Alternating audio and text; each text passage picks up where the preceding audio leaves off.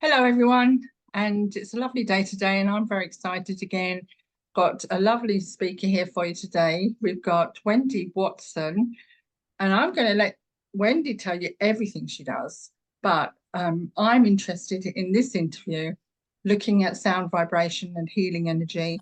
And I've invited Wendy to come along and tell us all about the various things she does. And I'm sure you're going to be as thrilled as I am. It's very exciting. We're only going to be able to manage a glimpse of it today. So let me welcome Wendy. Hi, Wendy. How are you? Good morning. Thank you. Thank you for having me.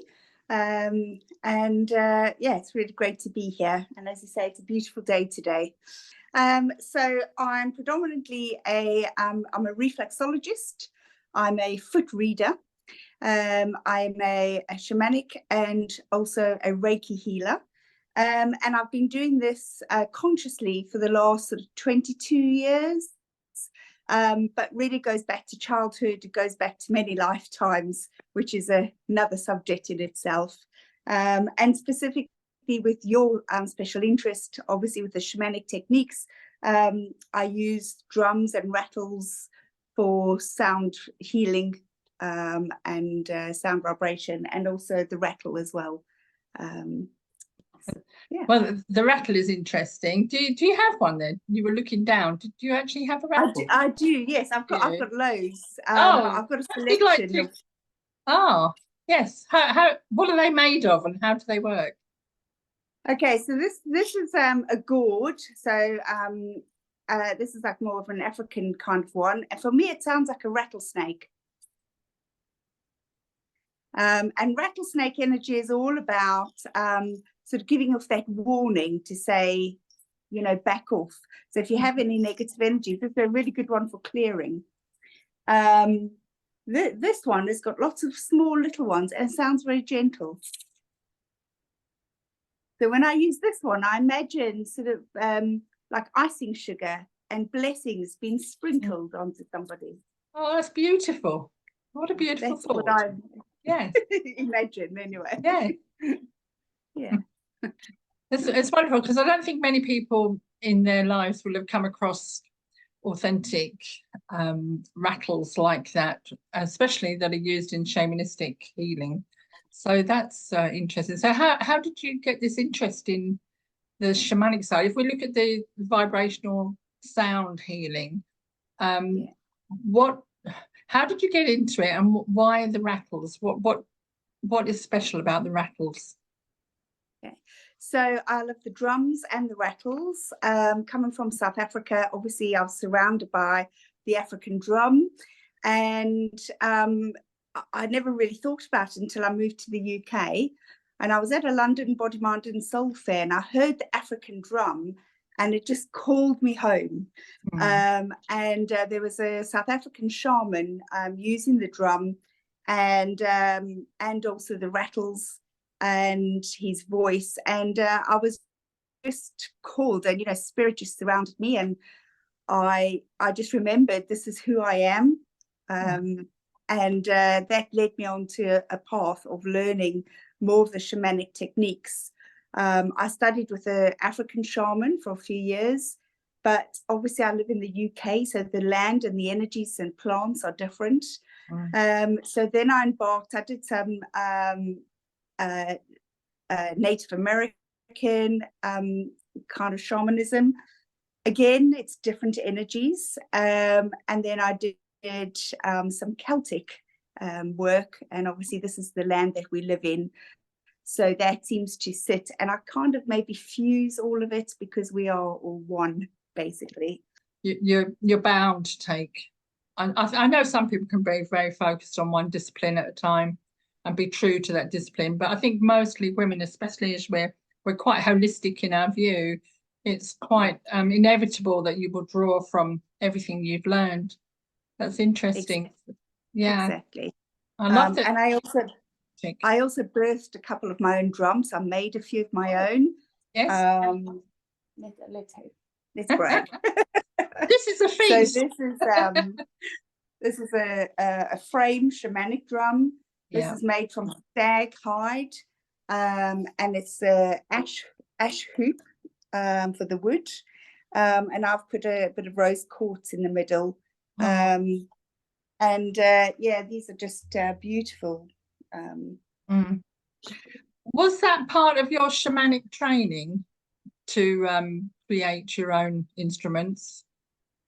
It wasn't part of mine, but some courses will incorporate the drum making as part of the course.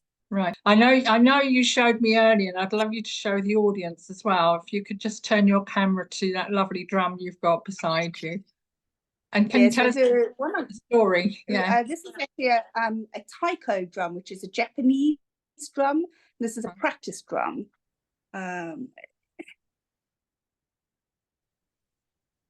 It's amazing, isn't it beautiful? And it's all rigged up with the sound very close to it. Yeah. So I think the sound of drumming is very primordial, isn't it? It's very primal within us, like a heartbeat. Absolutely.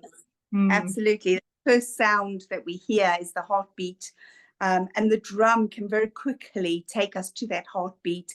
It takes everybody, it takes them back to, as you say, those primal, those early human days of mankind, where this is our first way of communicating. We'd sit around the fire, we'd use the drum to tell stories, and you know, as part of our entertainment, to send messages to other villages. So the drum is like a really, really important part of community. And what I love about drums is they're round generally. And so this is this community that we sit around. This circle, it creates a circle of community. And the fire itself creates a circle, doesn't it? We do like our circles.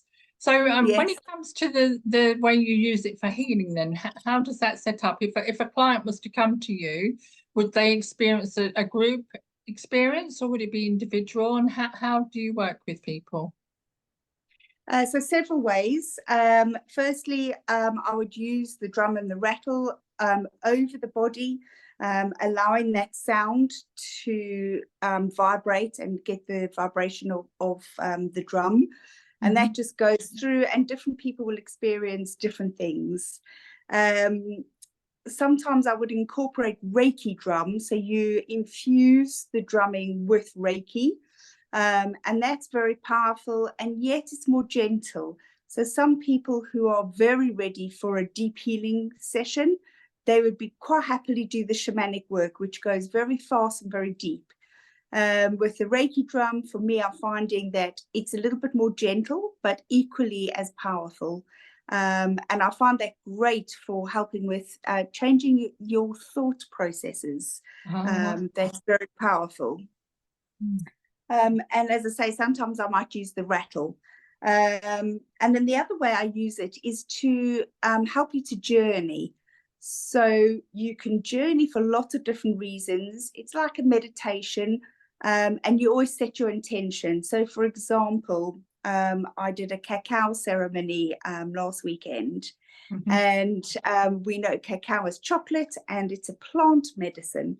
And so I had raw cacao, and what we did was we held it and we journeyed. I used the drum at 220 beats per minute, which takes you into an altered state of consciousness. And it helps you to journey between this physical world and the spirit realms. And in this case, we specifically had the intention of meeting the spirit of the cacao. Or you could meet a spirit of a tree, or a spirit of sage, or a herb. You can go meet your animal guides or your spirit guides. And we use this specific journey technique to help us to get to that space. That's very interesting, because I think most people's idea of shamanism or that kind of drumming healing, whether they've seen it in movies or read it in books, they tend to have this assumption that yes, you can meet your elders, you can meet your spirit animals, etc. But the idea of connecting with plants and trees is fresh to me. It's something I do, but I don't think an awful lot of the audience here today will have thought, oh, like if I need healing from a certain herb or a certain resonance with a tree that's in my garden. Maybe I can heal the tree. Maybe I can communicate with it on a vibrational level. That's something very interesting. Yeah. Mm. When I've done like a bit of experiments, I just love drums and sound and nature. And I had a group, and I drummed a journey for everybody. We were with a load of willow trees, and the intention was to connect to the willow tree and see what message or symbol that this tree had for us. And so we all sat next to a willow tree, and I drummed a journey for everybody. And they came back and drew on a piece of paper a little symbol that they were all given. We put it in a hat, and we pulled them out afterwards, and they were all pretty much identical. Wow. And that for me blew my mind. I was like, wow. So, you know, it's not my imagination, but it's the same for everybody. I mean, that kind of unscientific experiment and that openness to checking and finding discovery of that, how that communication works, is very valuable. And I think even as an anecdote, that is a very interesting anecdote. It makes me want to go out and try it.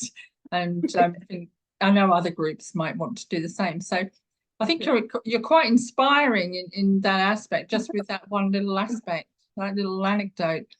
But it's interesting that you are looking for communal effect as well from the healing. So do you work with groups? Yes, I have worked with various groups. So locally, Age UK, I do some drumming with them, and they also do some Thai drumming as well as the African drumming with some of my colleagues. And they all love it. It's really good for coordination. It's really good for, we've already mentioned the community, but really good for helping the left and the right side of the brain.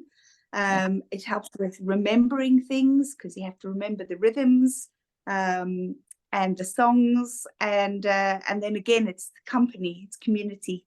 So the drums are just, you know, they're loud as well, so they make a statement. So when you use them to send out a message as well, if you're wanting to have some sort of a conservation message or something like that, if you have a group of people with the drums, and you know, it's called drumming up a message for a reason, because it makes a sound and people are drawn to that. So you're able to get your message out easier. It's very often one of the first things a child will do, will bang things, and learn a kind of rhythm is easier in school than learning the recorder. But obviously children sing. We like to make those vibrational sounds from our bodies. But I think even clapping, when an infant claps and bangs and it investigates its body, it's raising a vibration. So I do agree with everything that you're saying regarding sound. And I think it is very innate in us. Yeah. So were you aware when you were a child that you might be more interested in drumming than perhaps you realised? I'm not sure about the drumming, but certainly, you know, I was surrounded by drums. I was surrounded by crystals as a child growing up in Africa. So it was just there. It wasn't until you come away that you notice it more. Oh gosh, I really missed that part of that was integrated within me. But certainly, you know, I've always been a healer. I've always been in nature, and you know, I used to talk to the fairies, really go out into the woods, talk to the fairies, which I now know are probably nature spirits. So yes, it's always been my path in this life and in past lives. Yeah, that's lovely. So what's your plans for taking this forward then? Are you content with the way that you're working, or are you looking for opportunities, or have you got a dream, a vision of how you would like to work in the future? Yeah, so there's a possibility of perhaps birthing drums in the space that I own in Sandwich, and I'm collaborating with that at the moment, and we'll just see what happens with that.